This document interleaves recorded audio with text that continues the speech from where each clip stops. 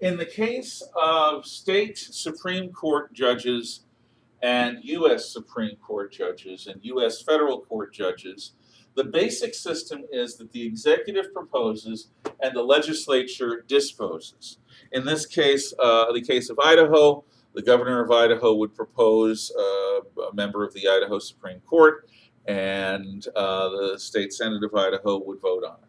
In the case of a vacancy in the Supreme Court, if, for example, Justice Ruth Bader Ginsburg, whose health is shaky, were to resign, or God forbid, were to pass, President Trump or his successor would have a chance to appoint Justice Ginsburg's replacement.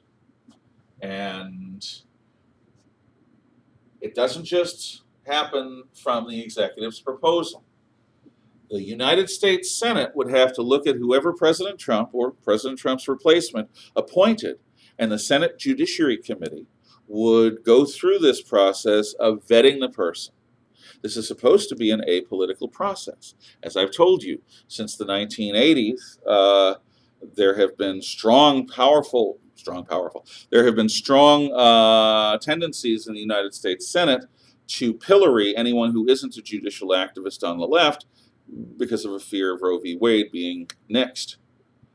But that is a gauntlet through which every conservative Supreme Court justice has gone through, and through which every liberal Supreme Court justice has gone through, except they don't get put through it because, so far at least, they have not been personally lambasted like Thomas or Kavanaugh.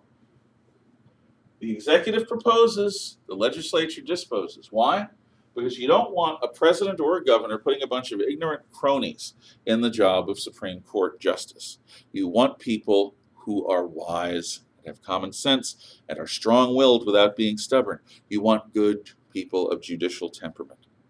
And the president and the governors are human beings, and they are capable of making mistakes and of making short-sighted, selfish decisions, and the result could be a destroyed court system with idiots leading it.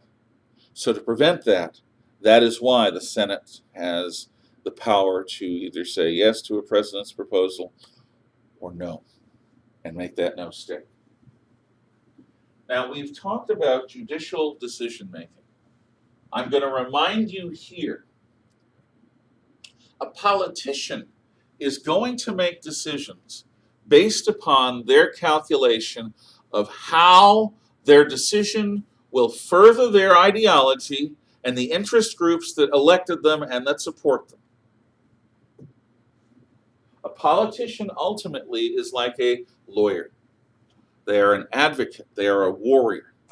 Remember, in our adversarial system, we trust that in a trial by combat between a prosecutor whose job it is to convict the accused and a defense attorney whose job it is to defend the accused, through the battle of wits and of wills and of the interpretation of evidence and the eloquence of each lawyer, through that battle, the truth will come out, and the judge or the jury will make a decision based on what comes out in the fight.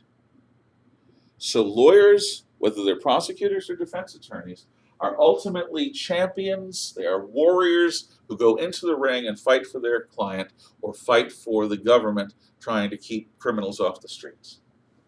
Politicians are like that too. If I were to go into politics, I would be a champion of conservative ideas, and I would advocate those. You would not elect me and expect me to support government health care or any of the other great liberal causes, open borders, or any of the other number of things that are out there. You can just imagine, because you know me. It doesn't make me right, it just makes me, if I was a politician, what a politician should be, an advocate for a point of view, a fighter for a way of thinking about the way government and people should interact. So judicial temperament is not that. You're not an advocate. Despite what judicial activists say, traditionally, judges are supposed to be disinterested. Now, there's another way of making decisions that we haven't talked about in relation to judges yet, and that's the way administrators think. Administrators are like a school principal or a bureaucrat who's running a farm bureau and deciding how to spend federal money on helping farmers grow the right seeds. Administrators basically want things to run smooth and quiet. They don't like it when the boat rocks. Real boats always rock. But administrators try to keep things calm. They try to have people compromise. They try to have things work out. In other words, as politicians are advocates of points of view, administrators are prisoners to expediency. They want easy, calm, quiet times. They want the system that they're in charge of to work like a well-oiled machine without gaffes, without problems, without controversy. A judge or a Supreme Court justice cannot be like that. A judge or a justice must be interested in justice.